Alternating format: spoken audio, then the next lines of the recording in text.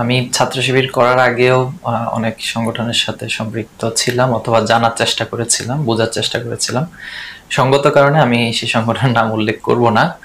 তো তাদেরকে হয়তো ছোট করা হবে বললে। তো এর মধ্যে একটি উল্লেখযোগ্য ঘটনা বলতে চাই যে আমি যখন সাথী হয়েছিলাম, সাথী হওয়ার পরের ঘটনা।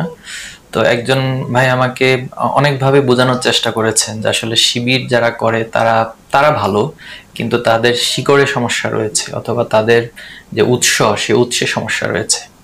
তো এই বিষয়টি আমাকে ভিন্ন একটি প্রেক্ষাপট তৈরি করে দিল। আমি তখন ওনাকে বললাম যে দেখুন, যে জিনিসের শিকড়ে সমস্যা রয়েছে অথবা যার মূলেই সমস্যা থাকে, সেখান থেকে ভালো কিছু বের হয় অথবা সেখান থেকে ভালো কিছু আউটপুট আসে, এটা আসলে কোনো সায়েন্টিফিক কথা না।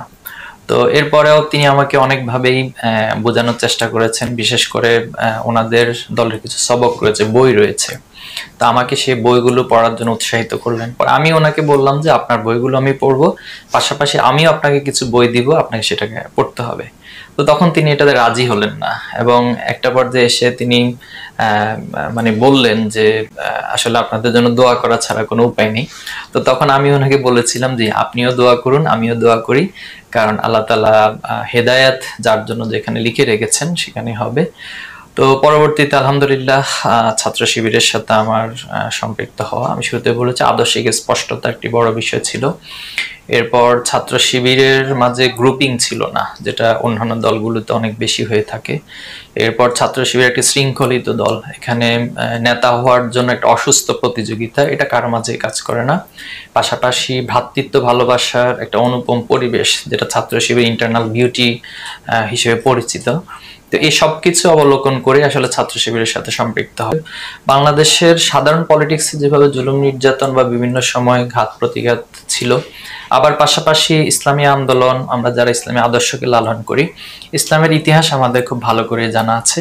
বিশেষ করে নবী রাসূল সাল্লাল্লাহু আলাইহি সাল্লামদের ক্ষেত্রেও এরকম বিষয়গুলো ঘটেছে। পাশাপাশি আমরা যদি আল্লাহ রাসূল সাল্লাল্লাহু আলাইহি সাল্লামের দিকেও তাকাই, রাসূলুল্লাহ সাল্লাল্লাহু আলাইহি সাল্লাম একটা সময় সমাজে সবার কাছে আলামিন হিসেবে পরিচিত ছিলেন এবং একটা পর্যায়ে ওনাকে ব্যক্তি হিসেবে, মানুষ হিসেবে সবাই ভালো হিসেবে স্বীকৃতি দিয়েছিল।